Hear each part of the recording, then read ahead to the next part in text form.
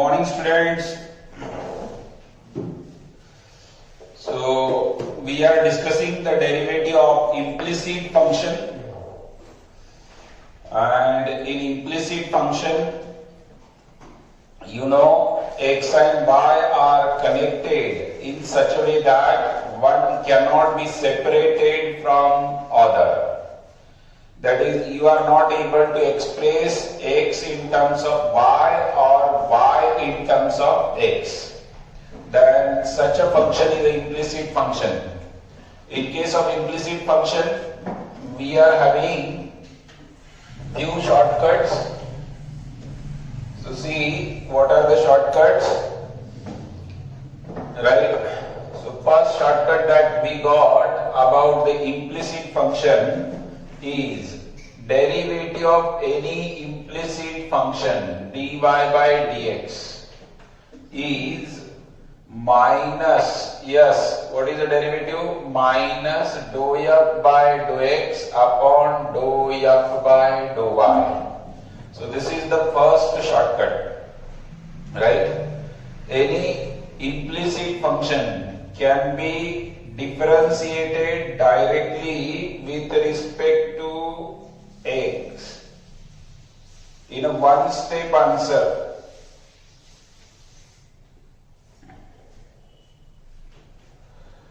So it is minus dou f by dou x upon dou f by dou y. Second is,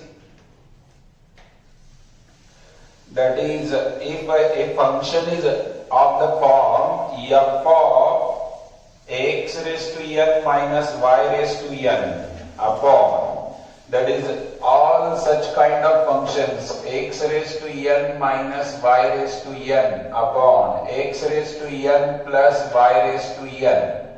So the derivative of such function is equal to constant. So what is the derivative? The derivative is dy by dx is y by x. So all such derivatives are y by x. This is the second shortcut. ये f कुछ भी हो सकता है, x raised to n minus y raised to n upon x raised to n plus y raised to n. Third shortcut, that is, for this function x raised to m y raised to n is equal to x plus y raised to m plus n. Right? इन दोनों की सम यहाँ पे होनी पड़ती है. इसका भी derivative ये y by x ही आता है. Right? Fourth shortcut that we obtain is y is equal to, suppose a function repeats under a square root infinitely, that is square root of square root of square root of square root of, ये भी देखा हमने. तो इसका derivative क्या आता है? f dash of x. What is the shortcut for this? The derivative is dy by dx is equal to f dash x upon 2y minus 1. This is the shortcut. And one more, that is if a function raised to function, how many times? Infinite times. That is, it is of this form, f of x raised to f of x raised to f of x infinitely. Then what is the shortcut for such function? The shortcut is dy by dx. Yes, do you remember? Y square f dash of x upon f of x into 1 minus y log f of x. So this is very important. ये याद रखना है MCQ के लिए. Daily reading में रखो, automatically याद हो जाते हैं. राइट? ये जो शॉर्टकट्स है, इसको आपको डेली रीडिंग में रखना है. Now come to next one. Completed this? Okay. So we have completed derivative of implicit function. Now next is, this is the last but one article from differentiation, and that is, yes, derivative of parametric function.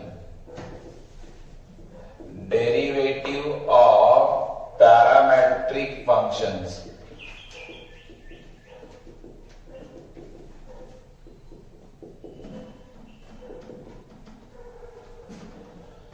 So let us discuss what are the parametric functions,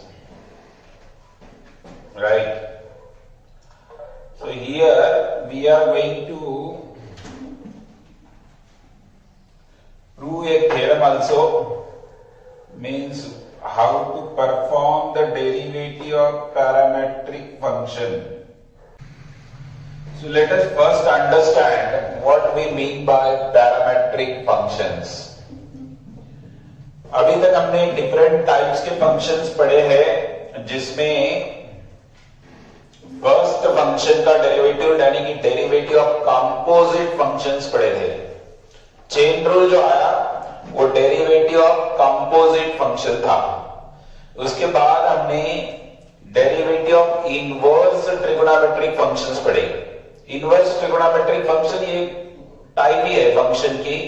inverse trigonometry के बाद हमने role of logarithm in differentiation observe किया, that is logarithmic differentiation. और logarithmic differentiation के बाद derivative of implicit functions, composite functions, inverse function, implicit function, and ये fourth kind of function है parametric functions. तो ये पैरामेट्रिक फंक्शंस क्या होते हैं? Yes, parametric functions are very important. They are widely used in applications. आप engineering में आने के बाद देखेंगे सबसे ज्यादा एप्लीकेशंस किसके हैं? पैरामेट्रिक फंक्शंस के हैं। मतलब फंक्शन का एप्लीकेशंस में पैरामेट्रिक फॉर्म यूज किया जाता है। तो ये पैरामेट्रिक फॉर्म क्या होता है, इसको जरा समझे। पैरामेट्रिक फॉर्म यानी कि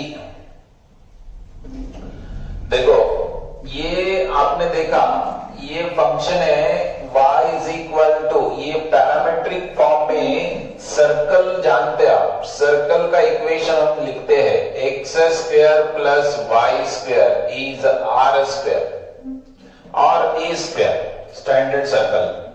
तो इसका पैरामेट्रिक इक्वेशन आपको पता है, x is equal to r cos theta, y is equal to r sine theta.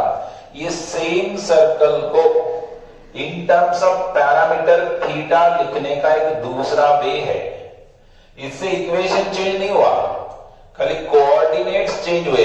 ये एक्स वाई प्लेन में ऐसा लिखते, ये r theta polar coordinate form में इसको ऐसा लिखते हैं।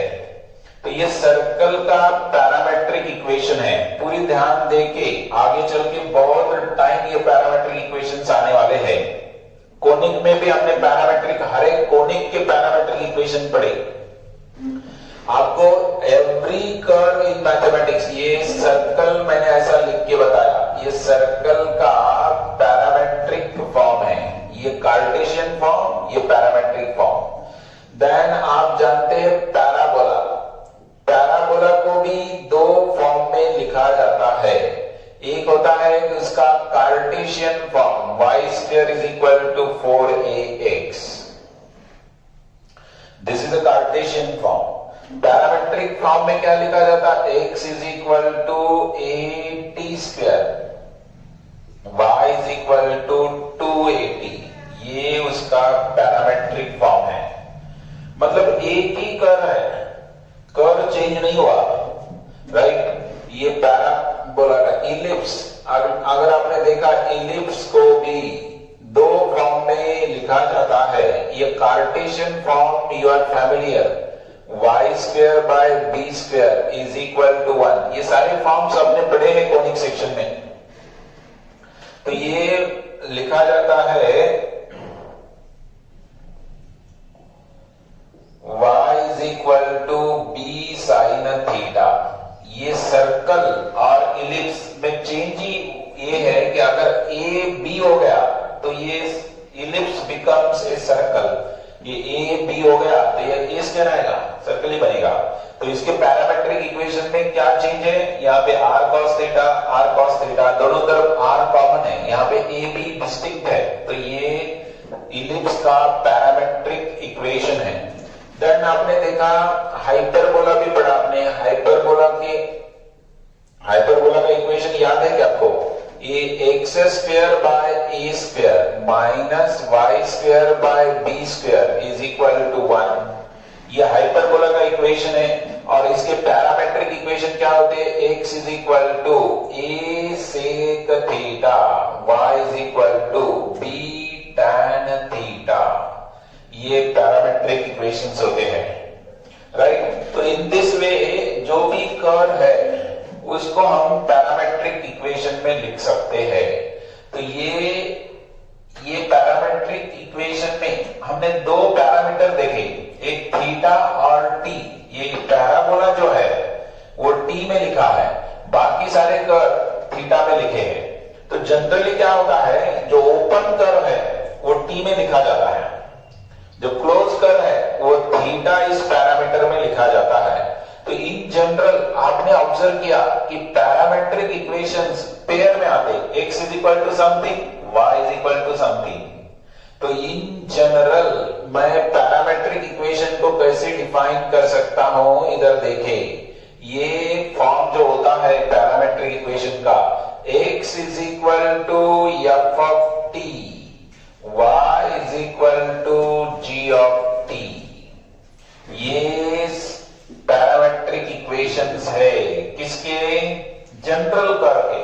कोई भी कर्व पैरामेट्रिक, यहां पे पैरामीटर क्या है, where t is parameter. Parameter मतलब जो वेरीज होने वाला है, जो चेंज होने वाला है, t चेंज होने से कर्व चेंज हो जाता है।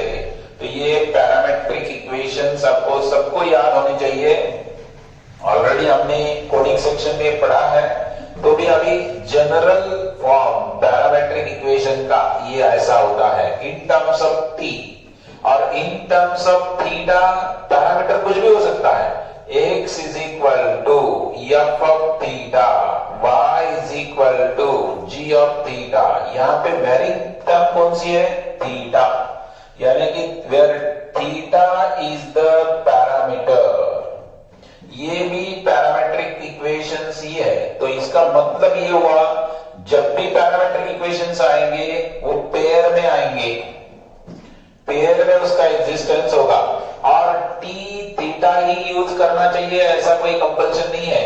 तो आप x is equal to f of u, y is equal to g of u। यहां पे पैरामीटर क्या है, u है, द पैरामीटर इज u। तो ये हो गए पैरामेट्रिक फंक्शन की मीनिंग। सबको समझ में आ गया। पैरामेट्रिक इक्वेशंस मतलब एक ही कर्व का दूसरा नाम, ये कार्टेशियन नेम है, ये पैरामेट्रिक नेम है, राइट। एक ही कर्व है लेकिन उसको दो नाम है, कार्टेशियन में ऐसा कहते हैं, ऐसा लिखते हैं, पैरामेट्रिक में ऐसा कहते हैं, ऐसा लिखते हैं। जैसे इंडिविजुअल को भी ऐसा होता है, ह्यूमन हमारे डेली लाइफ में भी किसी के दो नाम होते हैं, घर पे प्यार से कुछ नाम होता है और आपके टीसी पे नाम है, टीसी पे जो नाम है वो आपका कार्टेशियन नेम है, और प्यार से घर पे जो आपको बुलाते हैं जिस नाम से, तो वो आपका पैरामेट्रिक नेम है। तो पैरामेट्रिक नेम जो है ज्यादा यूज में आता। देखो सबके मुंह में कौन सा नाम होता, पैरामेट्रिक नेम होता, राइट। वैसे मतलब एप्लीकेशन किसके आ रहे हैं लाइफ में, पैरामेट्रिक फॉर्म के आ रहे हैं। वैसे मैथमेटिक्स में भी ये तो नाम फंडामेंटल है कार्टेशियन, बट ये जो इक्वेशंस है इसको एप्लीकेशन में ज्यादातर यूज करते हैं। क्यों करते हैं, इसका रीजन भी है, क्योंकि इस कर्व पे कोई पॉइंट मूव हो रहा है तो इसको मुझे दोनों भी कोऑर्डिनेट को बैलेंस में रखना पड़ता है, कंट्रोल में रखना पड़ता है। एक्स भी चेंज हो रहा है, वाई भी चेंज हो रहा है। ये जो कार्टेशियन सिस्टम है उसमें दो पैरामीटर है और दोनों पैरामीटर को हैंडल करना पड़ता है कि एक चेंज होगा कि दूसरा भी चेंज होगा। लेकिन पैरामेट्रिक फॉर्म में एक ही पैरामीटर है, तो ओनली थीटा चेंज करने से सर्कल पे मैं पॉइंट रोटेट मूव तो ये बेनिफिट है। एक वेरिएबल को कंट्रोल करना आसान है, 2 वेरिएबल को कंट्रोल करना थोड़ी सी मुश्किल सिस्टम है, थोड़ा कॉम्प्लिकेशन बढ़ता है, इसीलिए एप्लीकेशन में पैरामेट्रिक फॉर्म यूज होता है। तो ये लिखे आपने, मैं अभी ये this itself what are parametric functions. तो इन जनरल ये जो लिखे आपने आर कॉल्ड पैरामेट्रिक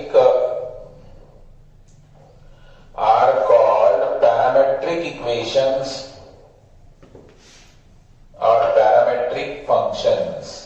इनको मैं पैरामेट्रिक इक्वेशंस या फंक्शंस बोलने वाला हूं। सब लोगों ने नोट किया, ये बोर्ड पे लिखे वाला, ये आपके ये मालूम ही, आपको मालूम रहना ही चाहिए। तो इन जनरल बात की मैंने x is equal to f of t, y is equal to g of t. अब क्वेश्चन आ गया कि अगर ऐसे फॉर्म में फंक्शन दिया गया तो उसको डिफरेंशिएट कैसे करना है। If the function is in this form, then how to differentiate this?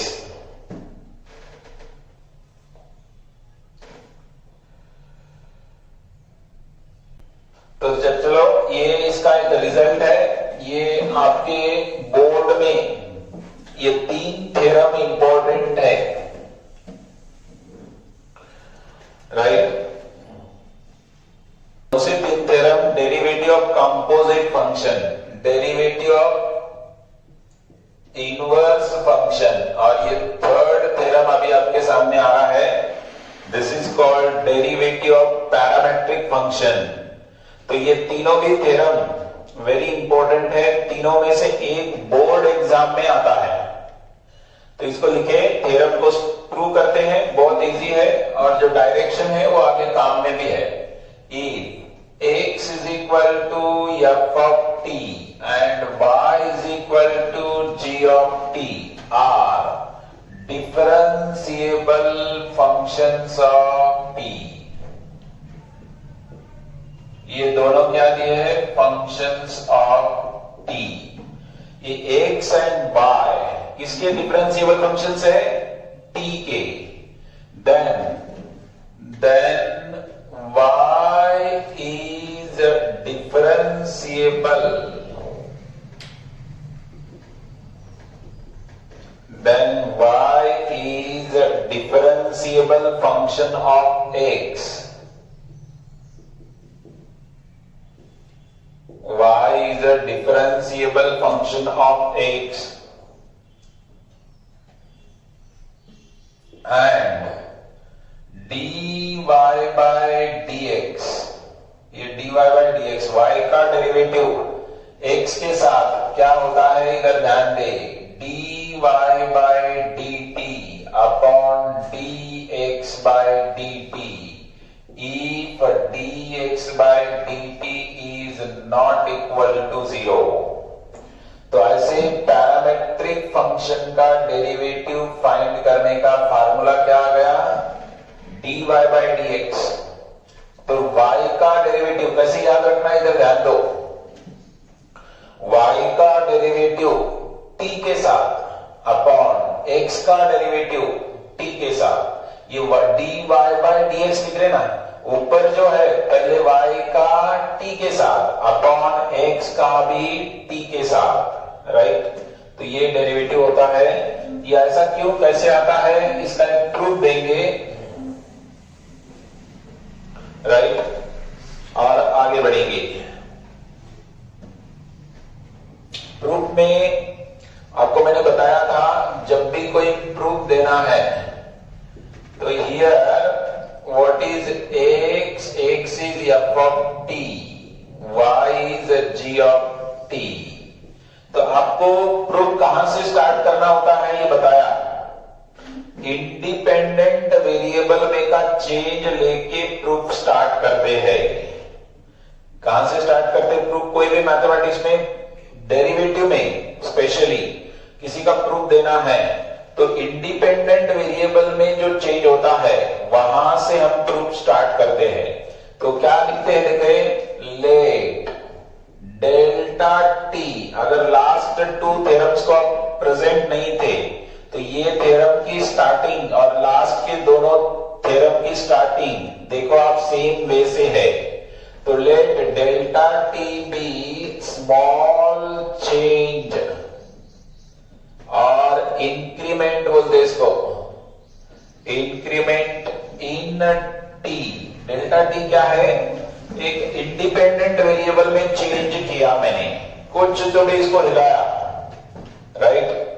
Delta t be the small change in t, then what are the delta x, t में चेंज हुआ मतलब टी तो इंडिपेंडेंट है और एक्स किस पे डिपेंडेंट, टी पे, वाई किस पे डिपेंडेंट, टी पे।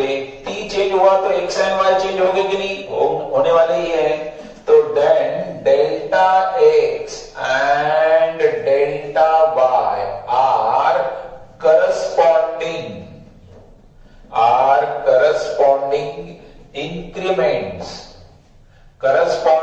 increments in x and y respectively। ये लाइन हर एक ग्रुप में आनी चाहिए। डेरिवेटिव के चेन रूल में भी ऐसा नोट करके दिया है आपको, राइट। और यहां पे भी सेम डायरेक्शन से बताया जा रहा है, राइट।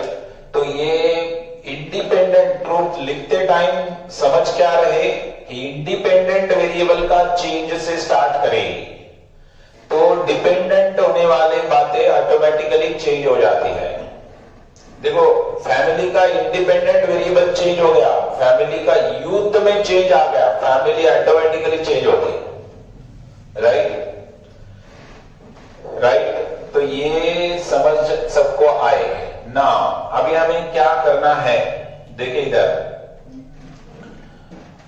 कभी भी ये प्रूव करना है तो उसका स्मॉलेस्ट पार्ट लेते हैं। क्या फाइंड करना है, dy बाय dx। ऐसे सेम आर्गुमेंट मैंने चेन रूल में भी किए हैं। तो प्रूव करना है क्या, dy बाय dx। एक बड़ी बात को अचीव करना है, dy बाय dx एक कंप्लीट बड़ा टर्म है, तो क्या करते हैं उसके स्मॉलेस्ट पार्ट से स्टार्ट करते, उसका एक छोटा सा पार्ट लेते। आप कोई सरफेस है ना पूरा, तो फिजिक्स में बोलते हैं delta S, let us consider delta S is a small part of that surface. तो पूरे यूनिवर्स में कुछ लाना है तो पहले छोटा सा पार्ट पे फोकस करना पड़ेगा, उसमें क्या होता है देखना पड़ेगा, right. In the same way तो ये जो है delta y by delta x, ये dy बाय dx बड़ी टर्म है, उसका स्मॉलेस्ट पार्ट क्या होता है, delta y by delta x होता है। ये dy बाय dx यानी कि बड़ा सरफेस है, तो delta y by delta x उसका एक स्मॉल पार्ट है। तो इसको मैं क्या लिख सकता हूं, ये चेंजेस है, चेंजेस कभी जीरो होते क्या, कभी जीरो नहीं होते। तो मैं इसको क्या लिख रहा हूं, इसको मैं लिख सकता हूं कि ये डेल्टा वाई डेल्टा एक्स, इसको मैं डिवाइड कर सकता हूं किससे, डेल्टा टी से। और डेल्टा टी से मैंने अगर इसको डिवाइड किया तो कोई प्रॉब्लम है क्या, ये देखो डेल्टा टी से मैंने डिवाइड किया, इसको डेल्टा टी से डिवाइड किया। डिवाइड, और ये मैथमेटिक्स में किसी से डिवाइड करने से पहले वो टर्म जीरो नहीं है इसकी गारंटी होनी चाहिए। तो ये स्मॉल इंक्रीमेंट है, स्मॉल इंक्रीमेंट है तो वो जीरो नहीं है, उसके पहले भी नहीं। एक लाइन यहाँ पे ये इंक्रीमेंट है, इसके लिए ये जो लाइन है इसके बाद ये एक लाइन आनी चाहिए, as delta t tends to zero delta x tends to zero delta y tends to zero. ये जो वर्डिंग में लिखा है delta t is a small change in t, delta x and delta y are corresponding, मतलब delta t का change zero हो गया तो करस्पॉन्डिंग उसके डिपेंडिंग बातें जो है उसमें का भी चेंज जीरो होगा ना। यही चेंज नहीं हो रहा है, वेरी स्लोली चेंज हो रहा है, तो ये भी वेरी स्लोली चेंज होगी। फैमिली में जो यूथ है उसका ही चेंज वेरी स्लो है, तो फैमिली कैसे फास्टली चेंज हो सकती है। इंडियन यूथ ही चेंज नहीं हो रहा है, न्यू जनरेशन ही चेंज एक्सेप्ट नहीं कर रहा है, तो देश कैसा बदल सकता है। आपको तो इंडिविजुअल लेवल से स्टार्ट करना पड़ेगा ना। तो स्मॉल चेंज जो है इंडिपेंडेंट वेरिएबल का हो गया कि ऑटोमेटिकली इसमें चेंजेस होते ही है, राइट। तो ये हम यूज करने वाले, ये जो वर्डिंग में लिखा इसको मैथमेटिकली लिमिटिंग कंसेप्ट में ऐसा लिखते।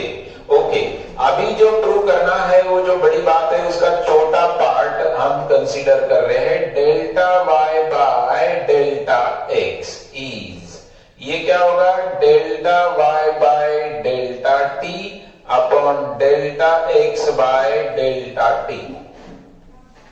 अब इसको क्यों डिवाइड कर पा रहे हैं, क्योंकि ये मुझे मालूम है delta t tends to zero. Limit का मीनिंग ये होता है कि delta t can be very very close to zero but delta t is never equal to zero, ये मीनिंग होता है।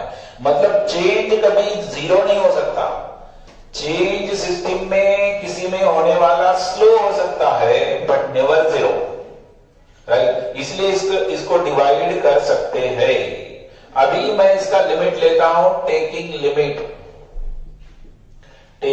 Limit delta t tends to zero, दोनों side का लिमिट ले, delta t tends to zero, तो दोनों side का limit लिए इसका, तो ये क्या देगा, देखो यहां पे मैं लिख रहा हूं limit delta t tends to zero delta y by delta x is equal to right hand side का limit delta t tend to zero, numerator का लिमिट अपॉन डिनोमिनेटर का लिमिट लिख सकता हूं। ये लिमिट की प्रॉपर्टी है, एक स्टेप बढ़ानी चाहिए, मैंने जरा शॉर्ट किया, अब सब फैमिलियर है लिमिट के अलजेब्रा से। तो ये क्या किया, limit delta t tends to zero, दोनों साइड मैंने अप्लाई किया, दोनों साइड मैंने लिमिट अप्लाई किया। लिमिट अप्लाई करने से अब देखो इधर जो लेफ्ट में है, लेफ्ट में डेल्टा टी है, तो डेल्टा टी की जगह मैं लेफ्ट में डेल्टा एक्स लिख सकता हूं, ये 1 मेरे पास है, तो मैं लेफ्ट वाला लिमिट जो है वो डेल्टा टी की जगह डेल्टा एक्स लिख रहा हूं। ये लिखना अलाउड है क्या, यस। ये डेल्टा एक्स मैंने लिखा, तो ये क्या हो गया, delta y by delta x is equal to limit delta t tends to zero delta y by delta t upon limit delta t tends to zero delta x by delta t. बस यही एक argument है, कुछ भी नहीं है। Theorem में increment से स्टार्ट करो, एक स्मॉल पार्ट कंसीडर करो, उसके ऊपर लिमिट अप्लाई करो, लिमिट अप्लाई करेंगे तो ऑटोमेटिकली आपको रिजल्ट मिल रहा है। अभी यहां पे ध्यान दें एक बात, अब ये जो गिवन है ये they are differentiable functions. Since क्या गिवन है, देखे, since x is equal to f of t and y is equal to g of t are differentiable functions of t, ये दिया है, ये दिया है, मतलब इसका डिफरेंशिएबल फंक्शंस है, इसका मतलब है कि dx by dt, what is dx by dt is limit delta t tends to 0 delta x by delta t, differentiable है मतलब ये मीनिंग है, and dy by dt is limit delta t tends to 0 delta y by delta t, ये ऐसा लिख सकते हैं।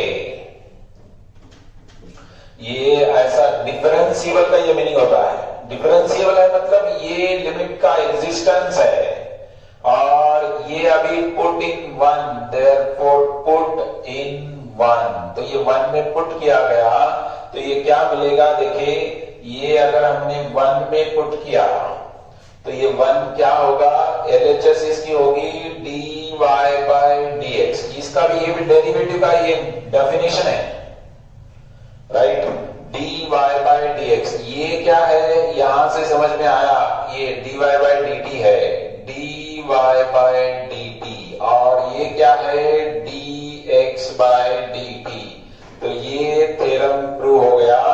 Obviously ये dx by dt is not equal to 0, ये तो चेंज है, ये 0 होता है क्या, delta x by delta t, ये तो 0 नहीं होगा क्योंकि वो चेंज है, चेंज कभी 0 नहीं होता है, तो ये थ्योरम का प्रूफ है। सबको समझ में आए? तो थ्योरम को एक सिस्टमैटिक वे से अंडरस्टैंड करके लिखना पड़ता है, राइट? तो ऑलवेज इंक्रीमेंट से चेंज स्टार्ट करते हैं, स्मॉल इंक्रीमेंट इन टी से, ये माइंड में रखें। तो डिपेंडेंट वेरिएबल में ऑटोमेटिकली चेंज होता है, जो प्रूव करना है उसका स्मॉलेस्ट पार्ट लेते हैं और उस पे लिमिट इंक्रीमेंटरी रेशियो लेके लिमिट अप्लाई करे कि प्रूफ आ जाता है। डिफरेंशिएबिलिटी दे वाली है तो वेरी सिंपल, ये डायरेक्शन होती है कोई किसी भी प्रूफ की डिफरेंशिएशन में। ऑलवेज इंडिपेंडेंट वेरिएबल से स्टार्ट करो, डिपेंडेंट वेरिएबल के चेंजेस लिखो और दोनों साइड इंक्रीमेंटरी रेशियो पे लिमिट अप्लाई करो, you will find the result, right? तो ये आप फार्मूला हम बार बार यूज करेंगे। तो हमने प्रूव किया, हर टाइम ऐसा ही किया हमने, पहले चेन रूल प्रूव किया, बाद में चेन रूल का यूज किया। इनवर्स का डेरिवेटिव भी यही किया, इनवर्स का डेरिवेटिव यानी कि dx by dy वो 1/dy/dx होता है, ये बताया, राइट? तो चलो अभी इसका यूज करना है। इसके डेरिवेटिव भी बहुत सारे कॉम्पिटिटिव एग्जाम में आ चुके हैं, ये भी टाइप इंपॉर्टेंट है, राइट? और इजी टू रिकॉग्नाइज भी है, आप इमीडिएट पहचान सकते हैं कि ये पेयर में फंक्शन आता है। तो ये आपकी एक्सरसाइज 1.4 है। कौन सा फार्मूला यूज होने वाला है? बार बार फार्मूला जो यूज होने वाला है वो ये है, dy/dx, ये फार्मूला यूज करेंगे। ये है dy/dt। कैसे याद रखना है? न्यूमरेटर में जो वेरिएबल है उसका डेरिवेटिव पहले, और डिनोमिनेटर में जो डिपेंडेंट वेरिएबल है वो डिनोमिनेटर में डेरिवेटिव, राइट? तो इसमें लिखा है पहले क्वेश्चन में फाइंड dy/dx, ये देखो dy/dx फाइंड करना है और आपको पेयर में फंक्शंस दिए हैं। तो पहला पेयर है x is equal to, right, ये पैराबोला ही दिया है, x is equal to at square, y is equal to 2at। तो जो भी फॉर्म दिया है, पहला टास्क क्या है, उसको t के साथ डिफरेंशिएट करो। So what is the first task? First task ये है कि इसको डिफरेंशिएट करें किसके साथ? Differentiating with respect to t, t के साथ डिफरेंशिएट करें। It is dx by dt is 2at। t के साथ डिफरेंशिएट करें क्योंकि इंडिपेंडेंट वेरिएबल क्या है उसके साथ, और y का डेरिवेटिव ये साइमल्टेनियसली नोटबुक में मैं जैसा लिख रहा हूं वैसे ही लिखे, ये 2a होगा। दो पेयर में फंक्शन आए कि समझ में आता है कि पैरामेट्रिक फंक्शंस है। तो यहाँ पे x डिपेंडेंट है, t इंडिपेंडेंट है, t के साथ डिफरेंशिएट करें and therefore dy by dx, ये क्या होगा? dy by dx होगा dy, ये अभी थ्योरम प्रूव किया, उस थ्योरम को लिखो और इसमें जस्ट डेरिवेटिव आपको पुट करना है।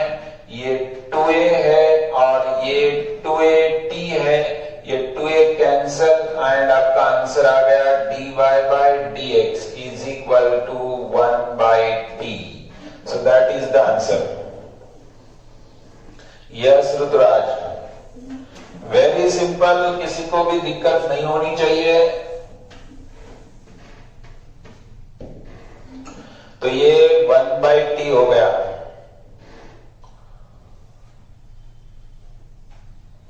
राइट? तो वेरी ऐसा पैरामीट्रिक फंक्शन दिया रहेगा, पैरामीटर चेंज कर सकता है, t कर सकता है, थीटा लिख सकता है, एनीथिंग, राइट? कोई ना कोई कर्व वो रिप्रेजेंट कर सकता है। x is equal to a cot थीटा, y is equal to b cosec theta.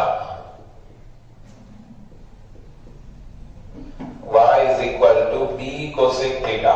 तो लिखे बराबर ये अंडरस्टैंड होना चाहिए कि ये पैरामेट्रिक इक्वेशन है, पेयर में आ गया x is equal to f of theta, y is equal to g of theta, form ही स्टैंडर्ड माइंड में फिक्स होना चाहिए। तो ये पैरामेट्रिक फंक्शन है, तो किसके साथ डिफरेंशिएट करेंगे? पहले पैरामीटर के साथ, जो भी पैरामीटर है